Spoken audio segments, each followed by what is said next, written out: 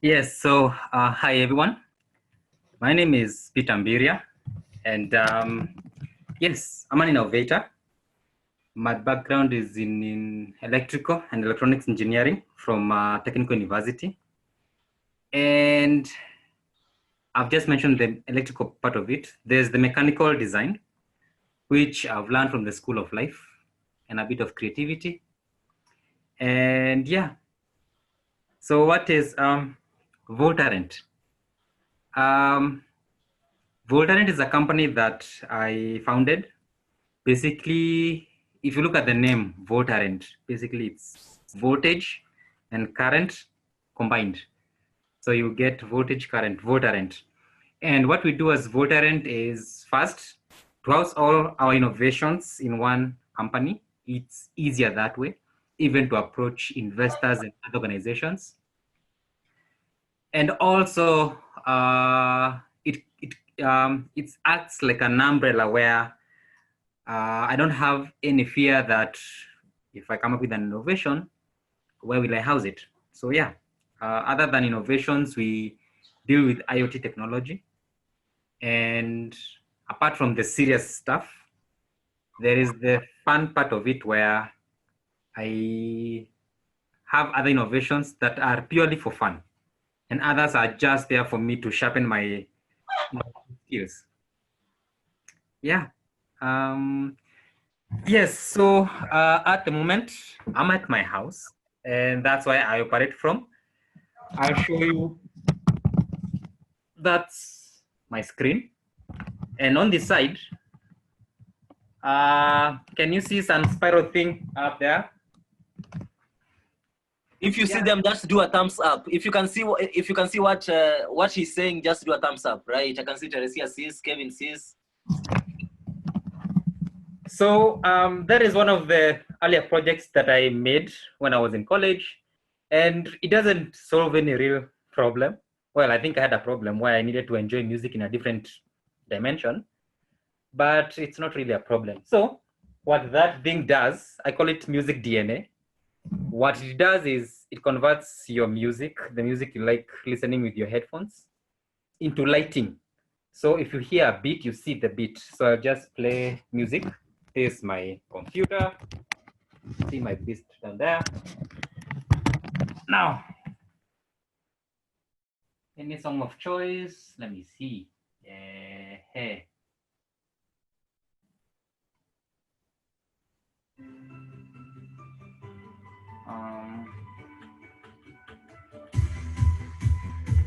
A bit.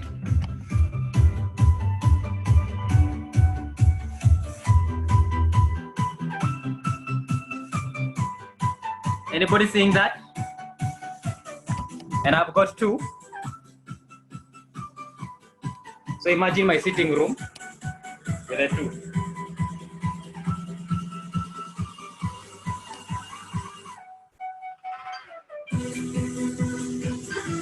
Wow. Yep. So I'll put the music.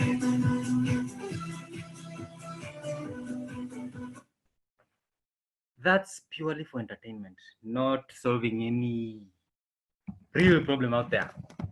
Now, that's the beauty of having the skill of designing something, being innovative. You don't have to be always solving something so serious out there that people be like, he's solving a real problem. You can be even solving some of the micro problems that affect you in your life. Now, that is one that is not so serious. Now, I'll take it to my interface. Well, I'm using a laptop to record my desktop. Now, this is what I call Racketeer. It's a software that I use to control my Crystal Quad 3D printer. And that is another project that I'm about to show you right now. So right now I have got these files here that I want to slice. But before I go there, I want to show you the printer before I made it. I use SolidWorks to design that, the mechanical side of things. And yeah, so I'll go and search for that file, SolidWorks 3D printer files. It's one humongous file. Right. So I'm doing this. Oh, that's a different one. No, sorry, that's a different one. Let me see.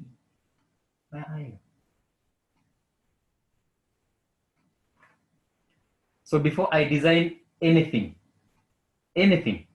hardware related, I design on this interface. Where is it?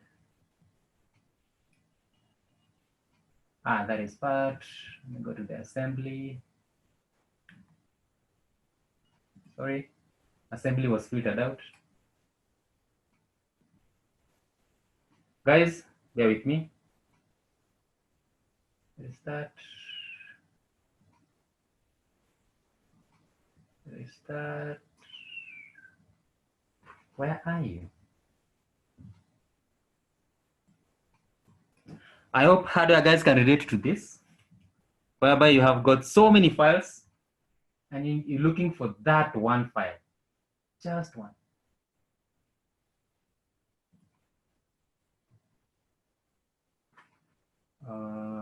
Drop assembly. Now, here's the printer. It's a very huge file.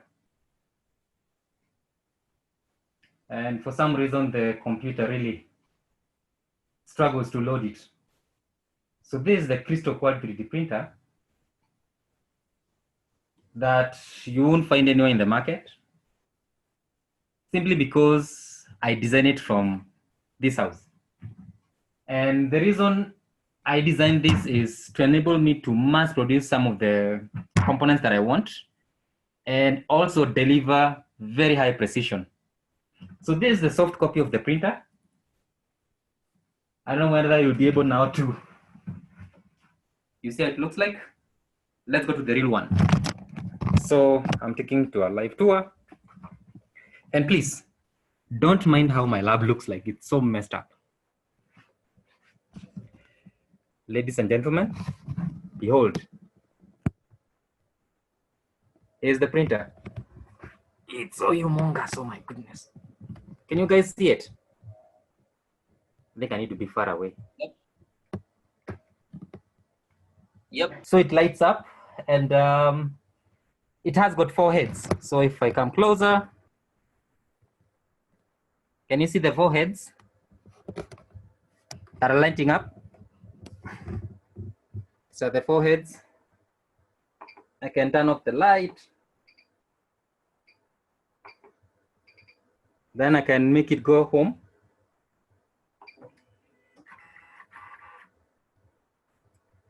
And if only the camera could capture, well, ultra wide view, then I would have shown you guys when it is actually printing something. And I can show you something that it has printed, very cool. Going back to the lab, and behold, a buggy, a 4x4 car, right here. Now I just unhang it. I go with it where I can display it properly. It looks pretty cute. Ladies and gentlemen, there we have it. And another call is coming in. Yes, there we have it. A 4x4 remote controlled car. All these plastics you're seeing here, including these wishbones. Yes, the printer has printed it.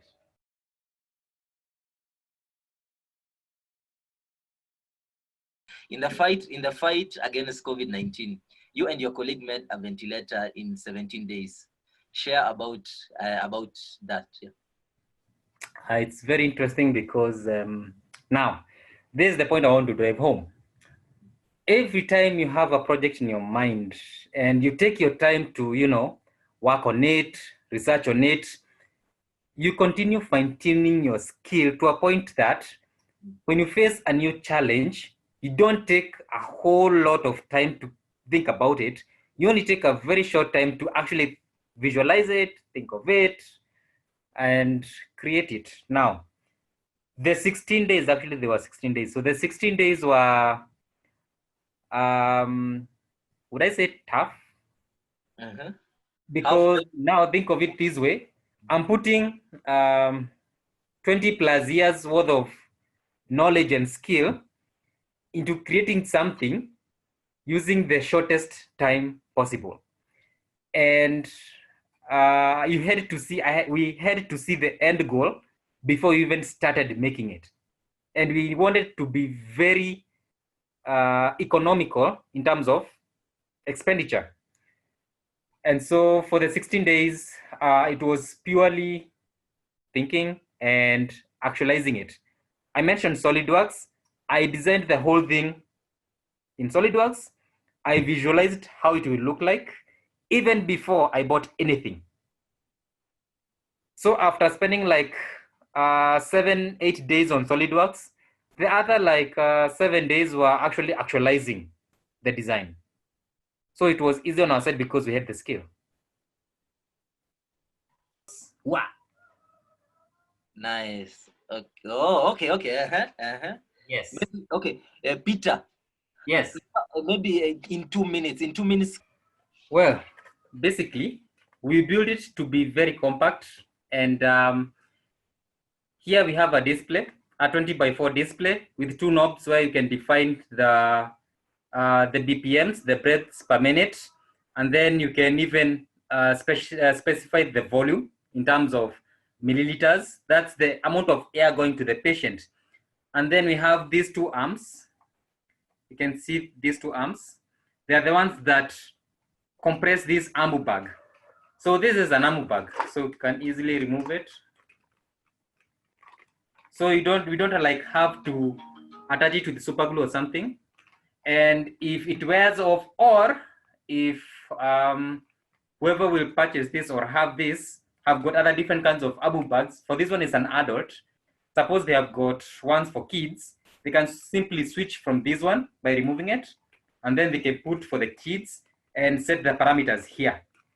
At the moment, it uses 12 volts from here, 12 volts, which means you can get the 12 volts from an adapter, or, which is a good thing, a battery, which means can be used in almost every environment, including ambulances, which, bearing in mind this is so compact, it will fit perfectly there in the ambulance, and with the addition of other sensors, it can be used in ICU. That is based on the feedback I got from doctors from Kenich. Yeah.